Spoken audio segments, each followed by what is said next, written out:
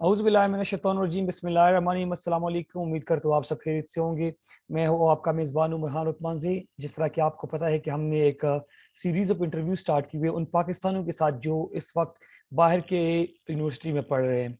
हम उनसे बात करते हैं स्कॉलरशिप के हवाले से, उनके प्रोसेस के हवाले से, जॉब अपॉर्चुनिटीज़ और भी हम बहुत सवालात करते हैं। हमने 2 इंटरव्यूज़ रिकॉर्ड की जिसमें एक का ताल्लुक इंग्लैंड से था, इंग्लैंड में पढ़ रहा है, और दूसरा इटली में पढ़ रहा था। आज हमारे साथ मेहमान है उबैदुल्लाह, जिनका बेसिकली ताल्लुक उस्मानी चारसदा से है, जबकि इस वक्त स्पेन की एक यूनिवर्सिटी में पढ़ रहे हैं। अस्सलाम वालेकुम डॉक्टर साहब। जी वालेकुम अस्सलाम उमर भाई। सबसे पहले तो बहुत बहुत शुक्रिया इतना अच्छा इवेंट ऑर्गेनाइज करने का। और अम, मतलब यंगस्टर के लिए इतनी इंफॉर्मेटिव चीज़ें लेके आना। I mean I really appreciate it. जो आप कर रहे हैं तो मैं आपको बहुत ज़्यादा अप्रिशिएट कर रहा हूँ। और ये बड़ी एक तरह से आप मतलब सवाब का काम भी कर रहे हैं, क्योंकि बगैर किसी लालच के आप इतने इतने अच्छे अच्छे इवेंट्स कराते हैं। So it's really appreciated, and thank you so much for I mean how to say like कि इस तरह के अच्छे अच्छे सेमिनार्स और कॉन्फ्रेंसेस और इस तरह के इवेंट्स ऑर्गेनाइज करना, तो ये बहुत बड़ी बात है। थैंक यू उबैदुल्लाह साहब for your kind words. Thank you so much to you कि आपने हमें वक्त दिया इतने बिजी शेड्यूल में, जब आप बाहर के ममालिक में पढ़ती भी है और जॉब भी वगैरह भी करते। शुरू करते हैं उबैदुल्लाह साहब। सबसे पहले ये बताएं कि आप कब स्पेन गए हैं और आपका डिसिप्लिन क्या है, साथ में आप कौन सी यूनिवर्सिटी में पढ़ रहे हैं।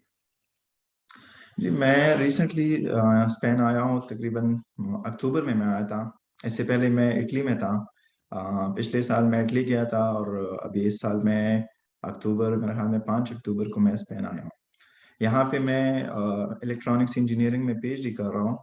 और अगर आप फील्ड के हवाले से पूछ ले तो फील्ड मेरा जो है वो आर्टिफिशियल इंटेलिजेंस से रिलेटेड है, जिसे मशीन लर्निंग कहते हैं। तो मेरा फील्ड क्वांटम मशीन लर्निंग से रिलेटेड है। और ये यूनिवर्सिटी जो मेरी अभी है, ये यूनिवर्सिटी आप दोस्तों है। ये आप ये समझ लें कि ये स्पेन का एक सिटी है बिलबाओ के नाम से, उसकी बहुत मशहूर यूनिवर्सिटी है, बड़ी अच्छी यूनिवर्सिटी है, यूनिवर्सिटी ऑफ दोस्तों। ज़बरदस्त ज़बरदस्त। उम्मीद है वहाँ का मौसम ज़्यादा सर्द नहीं होगा।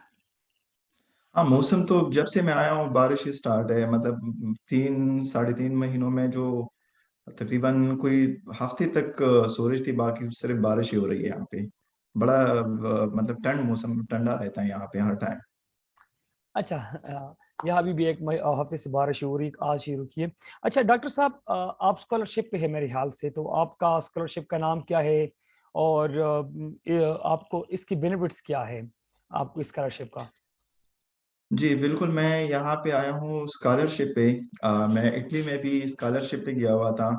और मैं चूंकि इटली का हवाला बार बार इसलिए दे रहा हूँ कि बहुत सारे स्कॉलरशिप्स आते हैं, डिफरेंट किस्म की स्कॉलरशिप्स आते हैं, डिफरेंट कंट्री डिफरेंट स्कॉलरशिप जो है वो करते देते हैं स्टूडेंट्स को। बट वहाँ पे जो मेरा स्कॉलरशिप था इटली में, वो था इटालियन गवर्नमेंट स्कॉलरशिप के नाम से।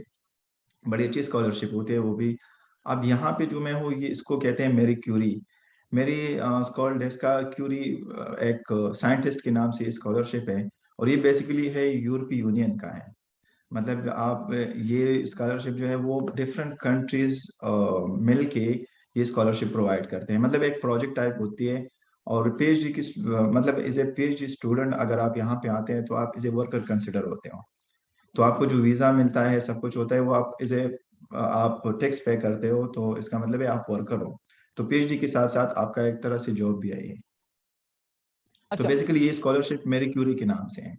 ठीक है। ज़रा बता दें कि इसमें आपको क्या चीज़ें कवर होती है, मतलब अगर ज़रा बता दें आप। जी इसमें तकरीबन सब कुछ कवर होता है आपका। मतलब मेडिकल अलाउंसेस, जितनी भी आपकी मेडिकल से रिलेटेड चीज़ें हैं वो कवर होती है, आपके एकोमोडेशन कवर होती है, आपके एयर टिकट कवर्स होते हैं। आपको एक अच्छी खासी पर मंथ आपको स्टेपंड मिलती है। आपके फैमिली को सपोर्ट करते हैं, अगर आप इन फ्यूचर फैमिली को लेके आना चाह रहे हैं तो वो आपको इस प्रोजेक्ट से आपको सपोर्ट मिलती है। लेकिन यहाँ पे फैमिली से मुराद मतलब मदर फादर ब्रदर सिस्टर नहीं है। फैमिली यहाँ पे है आपकी बीवी, आपके बच्चे। तो अगर आप इन फ्यूचर बीवी बच्चों को साथ लेके आना चाहते हो तो वो सारा कुछ जो है वो यहाँ पे ये प्रोजेक्ट सपोर्ट करती है, ये जो यूरोपीय यूनियन की प्रोजेक्ट है। ठीक है। अच्छा, इसके हवाले से ज़रा बता दें कि इसका रिक्वायरमेंट क्या है और ये कब अनाउंस होते हैं?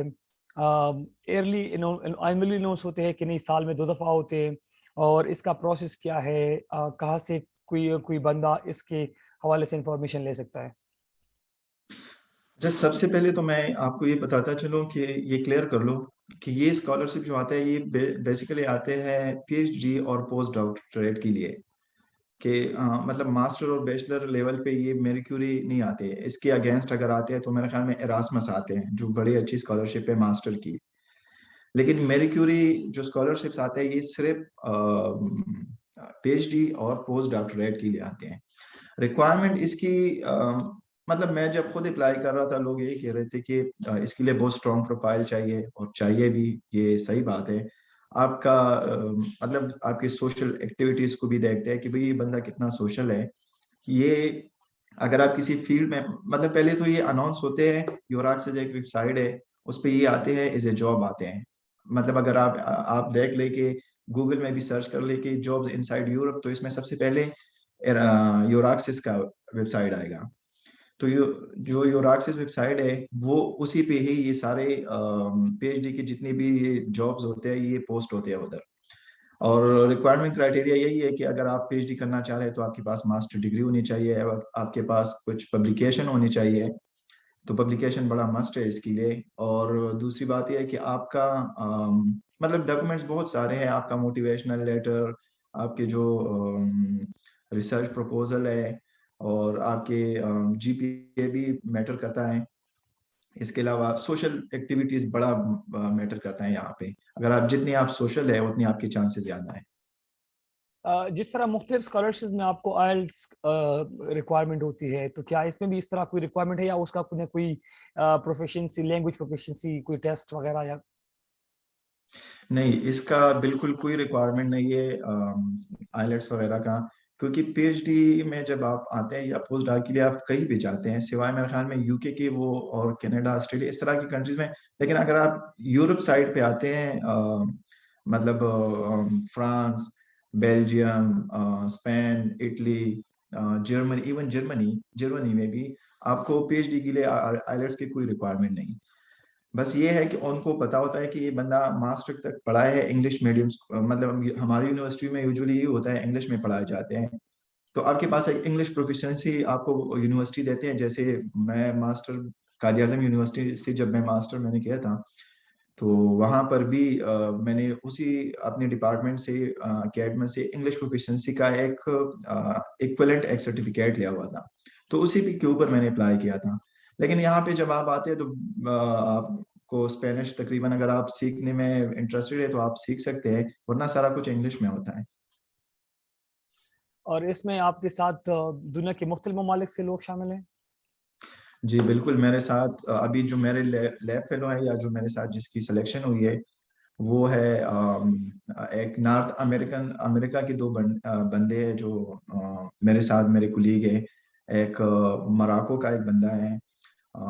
दो तीन लड़कियां हैं जो मुख्तलिफ कंट्रीज से, मतलब जो अफ्रीका के डिफरेंट कंट्रीज हैं, तो उसी से है। और इसके अलावा एक और भी बंदा है, क्या नाम है उसका, और उसका नाम है उसका, और वो है उधर से।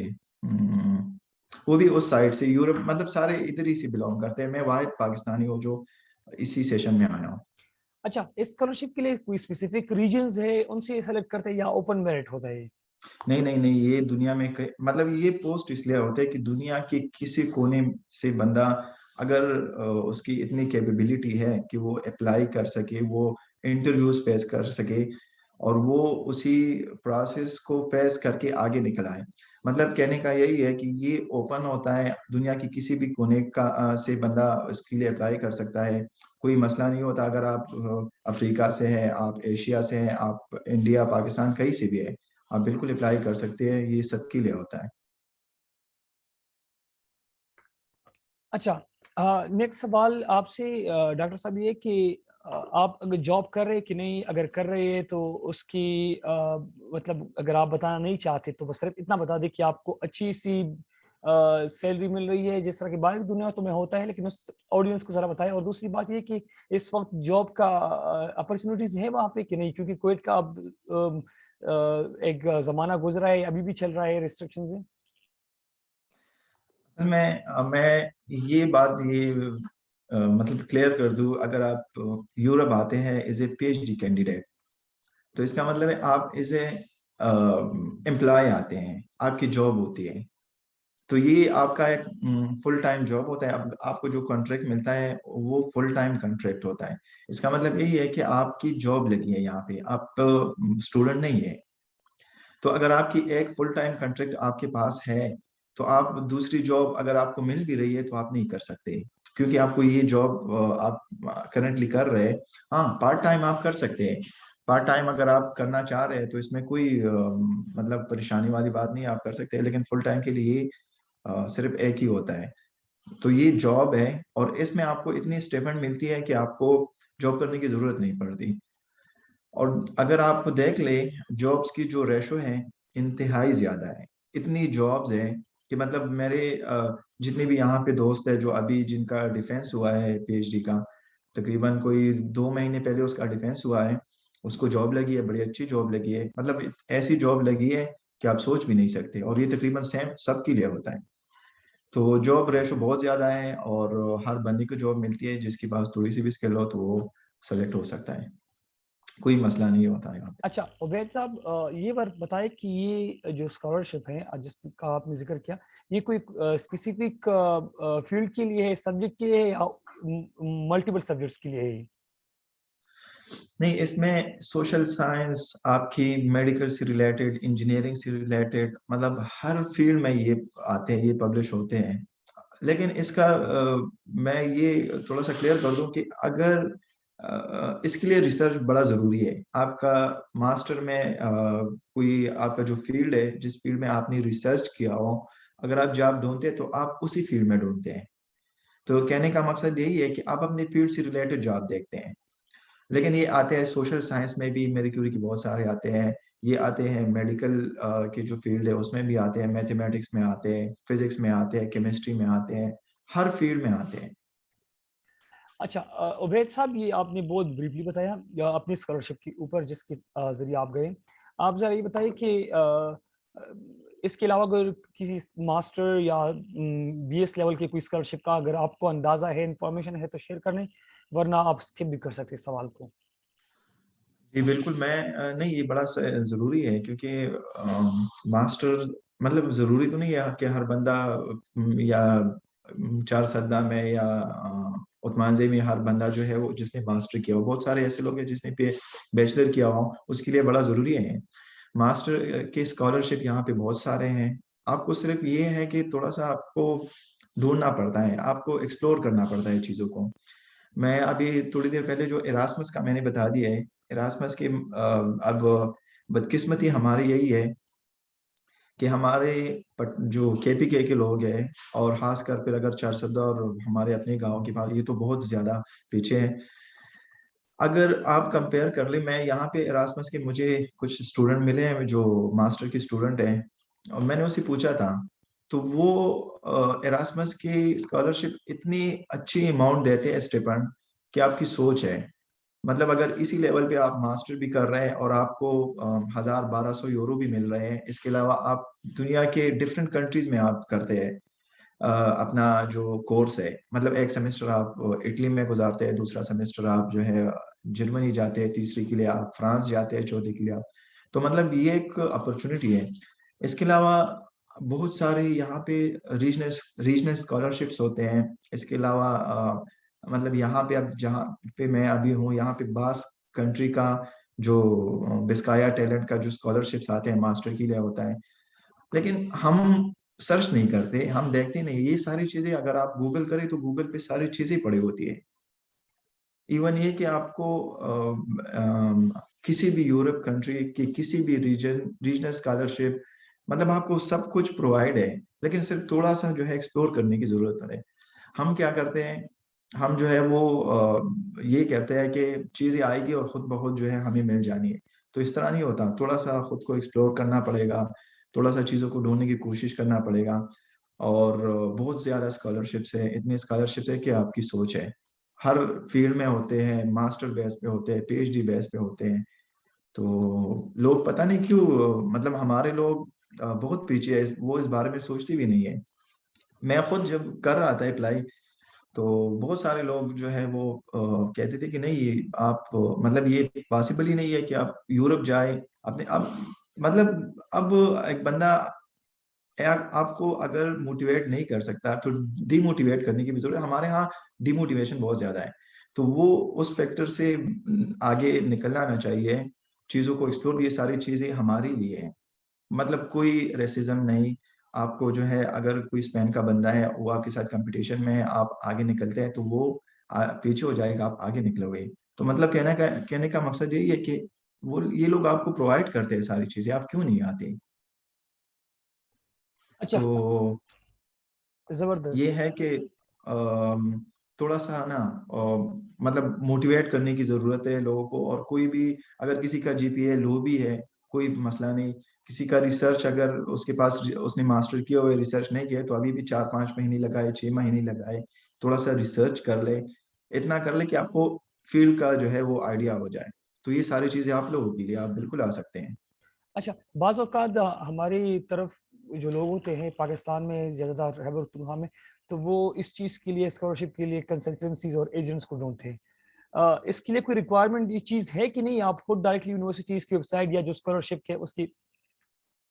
नहीं नहीं, मैं बिल्कुल ये रिकमेंड नहीं करूंगा। बहुत सारे मैंने देखे हैं लोग आते हैं। मैं उधर इटली में एक बंदे से मिला था, मैं बड़ा खफा हूँ। और मैं मतलब उसकी बातें सुन के, मतलब 4-5 लाख रुपए जो है उसने एजेंट को दिए थे, तो एजेंट के थ्रू आया था। अब एक चीज आपको आपको अगर एक चीज सिर्फ टिकट पे मिल रही है, मतलब आपने उधर से पेशावर से आना है फ्रांस, पेशावर से आना है स्पेन, इटली, सिर्फ आपको वो टिकट के पैसे पे करने पड़ते हैं। अगर आप 70, मतलब उसकी ज्यादा से ज्यादा वैल्यू 70,000 होगी, तो 70,000 की बजाय आप लोग 4-5 लाख क्यों दे रहे हैं। और एजेंट क्या करता है या कंसल्टेंट क्या करता है, वो डॉक्यूमेंट्स आपसे मांगते हैं, आपको कहता है कि भाई मोटिवेशन लेटर भेजो। आप बनाते हो मोटिवेशन लेटर, उसको भेजते हो। वो कहता है प्रपोजल सेंड करो, आप अपना प्रपोजल उसको देते हैं। वो कहता है कि अपने डॉक्यूमेंट स्कैन, यार ये सारी चीजें अगर आपने कर ली, तो ये अप्लाई करना इतनी बड़ी बात तो नहीं होती। वो भी आपके लिए अप्लाई करता है, अगर अप्लाई हो गया, मतलब आपकी लग गई उधर स्कॉलरशिप। स्कॉलरशिप मास्टर पे कभी नहीं लगती, आपको एडमिशन जो एक होता है एक्सेप्टेंस लेटर लेना होता है। तो उसका कंसल्टेंट का भी मेन टारगेट यही होता है कि वो ऑफर लेटर लेता है। तो ये ऑफर लेटर आप भी ले सकते हैं, अगर इतने सारे काम करते हैं तो ये अप्लाई कर दे भाई। तो ये ऐसे पैसा जो है बहाने वाला काम है। तो मैं तो सबको कहता हूँ कि भाई कंसल्टेंट से दूर रहो, खुद ही अप्लाई कर दो। सारे डॉक्यूमेंट्स अगर कर सकते हैं तो ये तकरीबन 10 मिनट का काम है। Thank you so much Ubaidullah, आपने मुझे वक्त दिया। हमारे ऑडियंस के साथ आपने अपना एक्सपीरियंस शेयर किया जॉब अपॉर्चुनिटीज़ और स्कॉलरशिप के हवाले से। आपने सुना उबैदुल्लाह को, जो इस वक्त स्पेन की एक यूनिवर्सिटी में बहुत मुमताज़ स्कॉलरशिप पे अपना पीएचडी कर रहा है। उबैदुल्लाह का ताल्लुक, मैंने जिस तरह मेंशन किया, उस्मान ज़ेक से है, चारसदा से है। मैं उबैदुल्लाह का जो ऑफिशियल ईमेल है वो यूट्यूब की जो डिस्क्रिप्शन है उसमें आपके साथ शेयर करूँगा। तो आपकी अगर कोई भी क्वेरी है तो आप उनसे पूछ सकते हैं, लेकिन जो आपके क्वेश्चंस जो वैलिड होते हैं आप उनसे पूछते हैं, जायज़ सवालात पूछें और ज़्यादा तंग ना करें, क्योंकि he is also doing already doing his PhD. So thank you so much Ubaidullah for joining me today, and इंशाल्लाह जी, अज़ीज़ उम्मीद करता हूँ कि ये चीज़ लोगों के लिए फ़ायदेमंद साबित होगी। Thank you.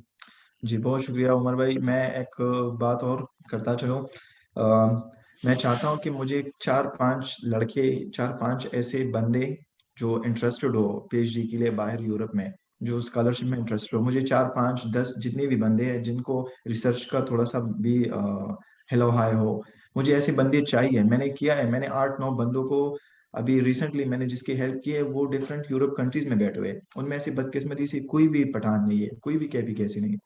मैं अपने इलाके से जितने भी हमारे केबीके के लोग हैं वो वहां से अगर कोई मतलब मैं कोई भी हो, पंजाब से भी हो, लेकिन ज़्यादातर इसलिए कि अपने इलाके के लोग हैं, वो नहीं करते, मैं उनको मोटिवेट करना चाह रहा हूँ। तो अगर वो ऐसे कोई 4-5 बंदे हो, 10 बंदे हो, जितनी भी हो, वो इंटरेस्टेड हो, मैं उसके डॉक्यूमेंट्स रिव्यू करूँगा, मतलब मेरे पास टाइम नहीं है, लेकिन मैं करूँगा। मैं उनकी जितनी भी उसके डॉक्यूमेंट्स में कोई मिस्टेक है, मैं सारा कुछ क्लियर करने की कोशिश करूँगा। उनको मैं तैयार ओके, करूँगा फ्री, मतलब विदाउट एनी कॉस्ट। मैं चाहता हूँ कि ये लोग आगे निकल आएँ। मैं अगर उसको अप्लाई में कोई मसला है, मैं उसकी अप्लाई में हेल्प करूँगा। मैं उसको स्कॉलरशिप्स के लिंक्स प्रोवाइड करूँगा। लेकिन ये लोग इतने हो जाए कि ये खुद से भी थोड़ा-सा कर लें। तो मैं बिल्कुल हाज़िर हूँ। मैं चाहता हूँ कि मैं भी चारसद्दा और मांझी के जो नौजवान हैं, उनके लिए कुछ कर सकूँ।